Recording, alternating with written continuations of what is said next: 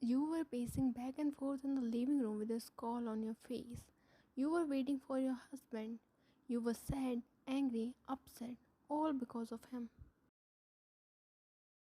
You glanced at the wall clock, 5 minutes to 12.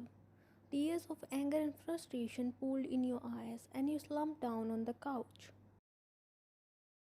You rubbed your face and sighed, gulping down the tears. With your shivering hands, you reached out for your phone and tapped on his contact number. You firmed your jaw when again the same voice repeated that his phone was switched off. You threw the phone away and bit your nails as anxiety filled in your body. There was no doubt that you were furious, but still, your wifey instincts couldn't help but worry about him. You blinked away the tears that were threatening to fall. Few minutes later, you heard the faint key jiggling sound followed by the door opening sound. You clenched your jaw when your husband's figure came in your vision. You took your time to analyze him. He was fine, but was looking exhausted. A nerve popped in your head when you realized that you were still worrying about him after what he did. You flared your nostrils and picked a cushion, throwing at his direction. He flinched when the pillow hit on his torso. He was still processing the situation when another pillow landed on his face. What happened? What are you? He was cut off when another pillow landed on his face. You jerk. The audacity of you to show your face to me. Why did you come home? Just go back, get lost. You chased behind him in the living room, throwing pillows at him. What did I do? He asked breathlessly as he tried to dodge the cushions that were flying in his direction. You slumped down on the couch, getting tired and focused on your breathing. He panted and walked towards you. What happened, Ryan? Stop right there. Don't come near me. You said, throwing your palm to him when he tried to sit beside you. He stood up alarmed and gazed at you with confusion. But at least enlighten me, what did I actually do for you to react like this? What is it today? You eyed him with hurt lacing in your hazel orbs. Today? Tuesday, I guess. He said more like asked, as if he wasn't sure himself. Tuesday? You whispered. Your lips trembled and your breathing accelerated. Today is our second marriage anniversary. Well, not anymore, you added, eyeing the wall clock, which showed 12:15. A thick tear rolled down your eyes, dropping on your new red silk dress that you were wearing. You watched how his face turned pale as he gazed at you with wide eyes which were now filled with guilt. Baby, I. He took a step closer, but you stood up, cutting him off in between. Stop. I'm not in the state to hear your explanation. Maybe you have a reason, but whatever the reason is, it can't bring back the day that has already passed. I won't lie that I am not angry on you or act like an understanding wife because I'm very hurt and upset with you. Call me childish or whatever, but I wanted you with me yesterday. I wanted to spend some quality time with you. When you left early without waking me up, I thought you were busy and would apparently call me and wish me. But I waited whole day for your one call. Then I thought maybe you are planning a surprise like last time. Therefore, I waited patiently till evening, but nothing happened from your side. I thought maybe it has slipped off your mind. Then, like a good wife, I called you to wish you, but you didn't pick up. I was upset, but still with a smile on my face. I prepared your favorite dinner and dressed up for you. I wore red because you like to see me in red clothes, but you didn't come home. You hiccuped and wiped your face with the back of your hand, which was now filled with tears. You took a deep breath before continuing. I waited whole day and you came now when the day is over. And you have the audacity to ask me what you did? Really? You know how many times did I text you or call you? I was working and didn't see my phone. He said in low voice and looked down in shame. You hurted me, Jimin. I'm really upset with you. You showed and looked away. He raised his head and gazed at you with remorseful eyes. I'm really sorry, baby. I don't need your sorry. You yelled at him irritatingly. I know, baby, and I won't give you any excuse. I'm accepting that I forgot, and I'm sincerely apologizing. I'm really sorry, baby. I know I shouldn't. He sighed and held his ears. I'm sorry. I'm really guilty for what I did. I'm genuinely sorry. You sniffed and turned your face away from him. Baby, don't cry, please. He stepped towards you and reached out for your hands, but you were quick to step away and jog towards the stairs. Well, listen to me, I'm sorry. He followed you, but you just ran upstairs. His eyes widened when you passed the bedroom and moved towards the guest room. Baby, listen to me. You went inside the guest room and locked the door before he could come inside. He banged on the door. Wine, please open the door. Let's talk it out. Tell me, what do you want me to do? Please come outside. He formed his jaw when he heard your sobs from inside. Wine, you shouldn't be crying. You should be punishing me. Come outside and tell me, what should I do? You want me to sleep on the couch or outside the house? I'll do anything, but please open the door. He banged on the door, but you didn't open. He placed his head on the door.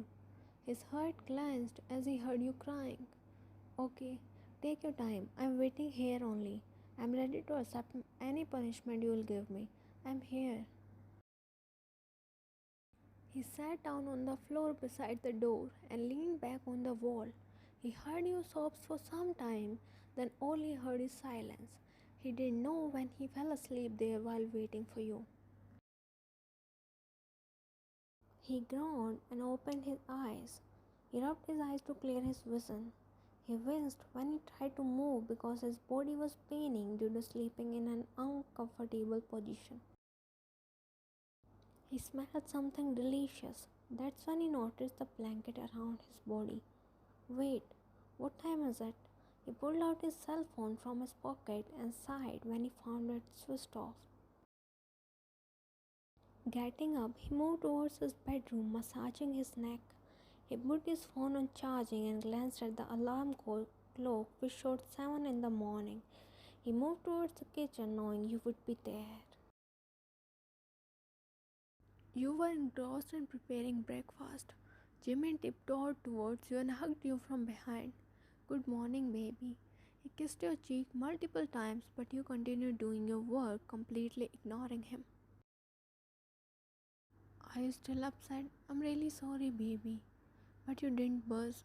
You kept doing your work with a cold face. Baby, please talk to me. I'm sorry. I can't bring back the day that has already passed, but today is our day. We'll do everything you want. Is that okay? He removed your hair from your shoulder and placed a kiss there. He trailed kisses from your shoulder to your neckline, humming softly. What do you want to do, He mumbled softly against your neck. You pressed your lips in a thin line, trying not to make any sound. You don't want to give him any signal that his actions were actually melting you. You gasped when he sucked on your sweet spot, biting and licking it with his warm tongue afterwards. You were sure that he was going to leave a hickey.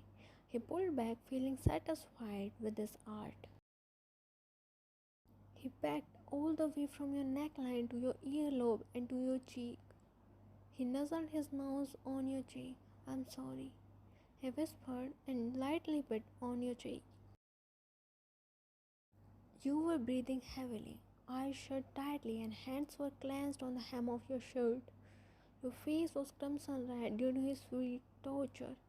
Yeah, You were angry, but it faded away the next second after he apologized. You focused inward and concentrated on your breathing and tried to calm your racing heart. You shrugged your shoulder, which stopped his actions. You were not angry anymore, but you wanted to see what he would do to gain your forgiveness. You were not going to melt easily. You removed his hands from your waist and moved towards the fridge to bring some strawberries, and he followed you like a lost puppy, apologizing again and again. But you were adamant with your silent treatment. It was evening and you were watching TV, but your focus was on your husband, who was clinging to you. He was sitting beside you. His face was buried in your neck and his legs were on your thighs. He didn't go to his work today and was following you like a lost puppy whole day. You could feel his pout against your neck, but you were still pretending that he was invisible. Please talk to me.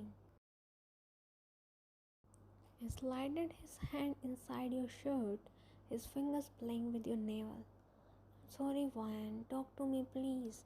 He raised his head and poked your cheek with his finger. You glanced at him. He smiled and blinked his eyes, making the cutest puppy face, but his smile dropped when you focused back on the screen. He pouted and rested his head on your chest. Until when are you going to keep up with the silent treatment? I want to hear your voice. He sighed and stood up, your gut resisting the urge to look at him. I'll be back after some time, he uttered sadly and left after grabbing his car keys. You looked at his retreating back sadly. I shouldn't have taken it too far, you whispered to yourself when you heard his car driving away.